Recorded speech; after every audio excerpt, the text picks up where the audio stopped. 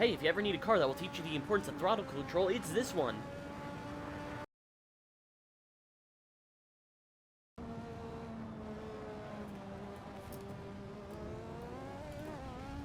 Oh, wall. Oh, other wall.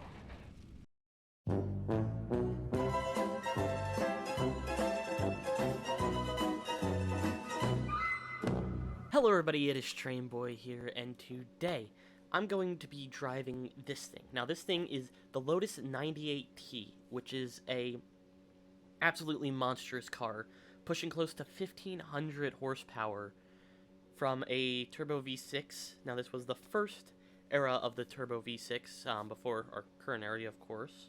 But I'm going to be driving it around the track that they held the British Grand Prix on, which is weird, because in 1986, when this car was built and Ayrton Senna was driving it, they didn't go to Silverstone. They instead went to a great track, which I love personally, which is Brands Hatch. But it's very strange that they went there, but it's going to be fun, so we're going to try it. So I'm running the lowest, smallest gear stack, but you might also notice that on the tire thing, it says Q, and that's due to this being the qualifying tire, because during this time, not all the tires were the same. There was, of course, the soft, medium, and hards.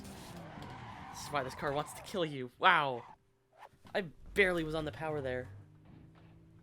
And one of the tires that was, of course, used was the qualifying tire. Now, I love Brands Hatch. Brands Hatch is a great track. This is where I got my first ever league race win. Of course, it was the one race I wasn't recording, so there's no video of it. Back also when I wasn't really doing YouTube. All 6 gears. This thing reaches almost 300 kilometers an hour. Just there on that straight. Down into 4th.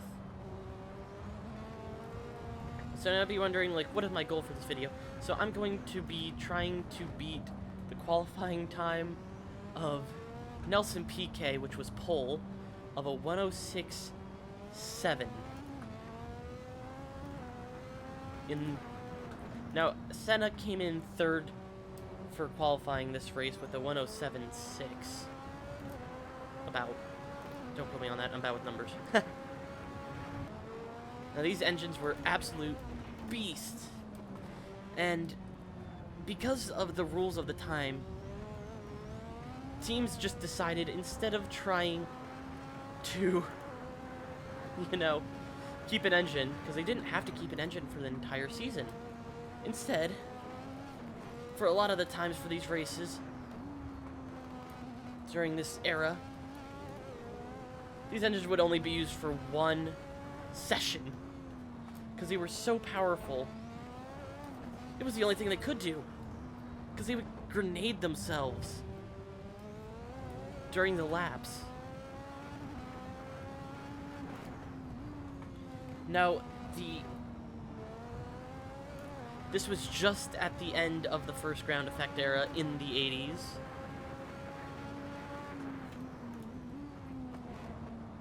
As noted by the large rear diffuser. Wow.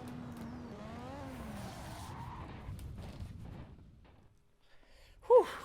Like I said, this car's gonna try and kill me. I think I had to set up a little bit too safe. We're gonna see how this goes now. Oh. That fully realized engine power is scary, to say the least. Whoa. I might be topping out down the straight. That was 305 kilometers an hour down the straight. Oh! Now, of course, to talk about the elephant in the room of driving this track in this car is, during this race, driver would sadly have both of his legs broken. And the amount of driver in... Now, while this car is insane, and it's an absolute monster,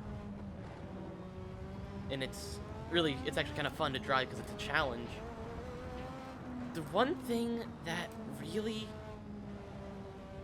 killed. This era was people getting killed and hurt and injured. These cars were not safe.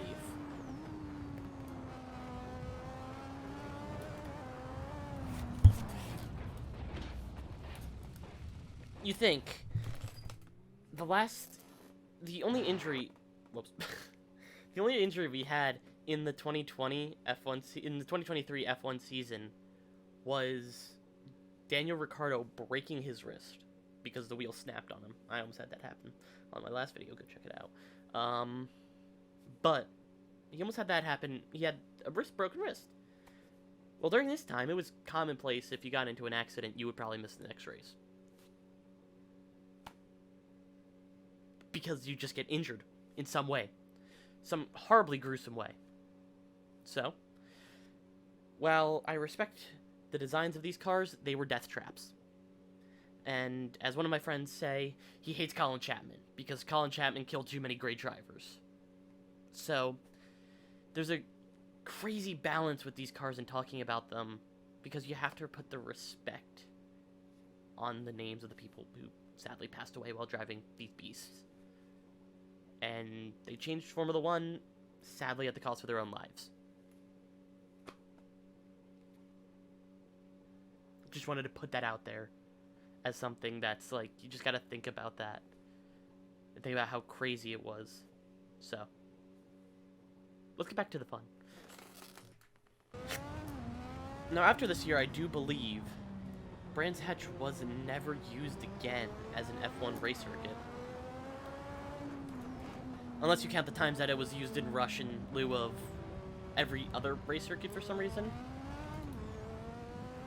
I mean, if you look at it, you can see Brands Hatch has many different tracks, including Circuit de Paul Ricard. Or as some of my friends like to call it, Paul Richard.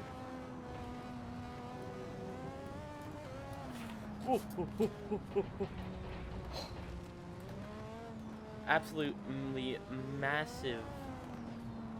Oh. Whew, these things are ridiculous. It's like a missile. It is literally a missile on wheels.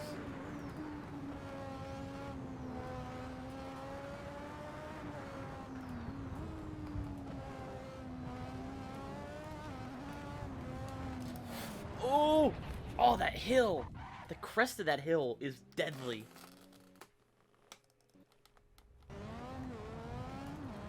Now, one thing that's funny to me about these cars, and has always been funny to me about older F1 cars, is how small the wheel is. It's like, this wheel is like about a 13-inch wheel, I would, if I remember correctly. Not 13 inches. This is not 13 inches. Oh, God. Oh!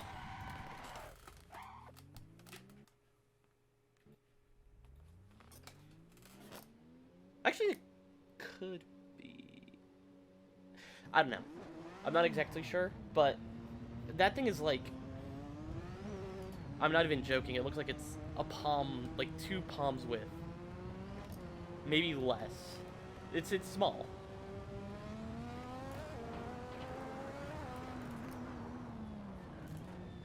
It's also just crazy to see. God. When the car doesn't hook up, it just does not hook up. Need to stop hitting restart session. Hey, if you ever need a car that will teach you the importance of throttle control, it's this one. Oh, wall. Oh, other wall. I definitely can beat this time, because I had a giant moment there, and I still was only about 3 seconds off, and that moment was probably about 3 seconds of lost time, or more. Oh, oh, oh. Hello. Have a meeting with Barry R almost. Just a close shave. Oh, that's a meeting with Barry R. Up! Not the board!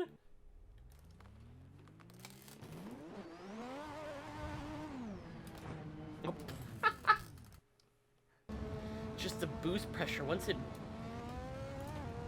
boost builds, it's just unstoppable. Wow. That was a lot of a lot of shifting in a very few short amount of seconds. I keep on getting distracted. Alright, I'm gonna do a full focus lap. Just see what happens. Try not to talk about anything. Oh, soundboard.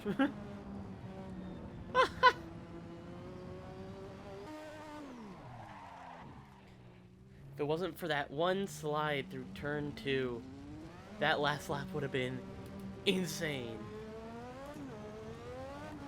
I was on the pelt that entire lap.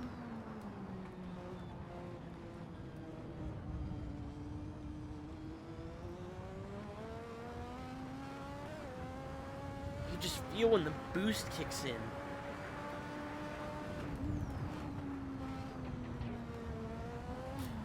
Uh-oh. Oh, there goes my rear wing. That was a good spin, though. Alright. Whew.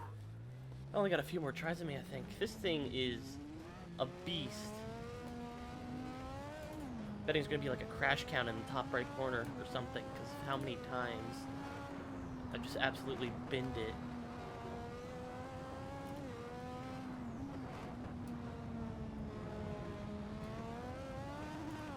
Could be like the win counter from Cinema Wins.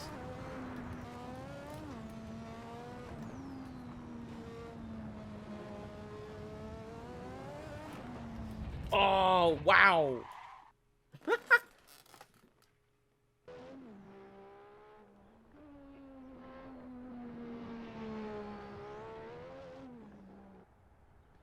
Oof, big hit. Alright, we're gonna give it one more good old college try. Come on!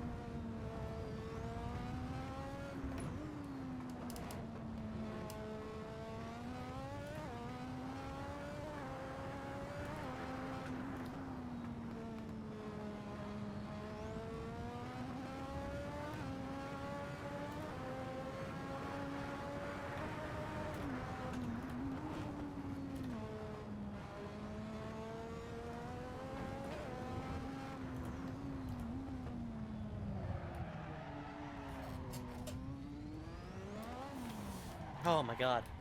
A 109.8 is ridiculous. Let me see where that would have qualified me in the actual 1986 British Grand Prix.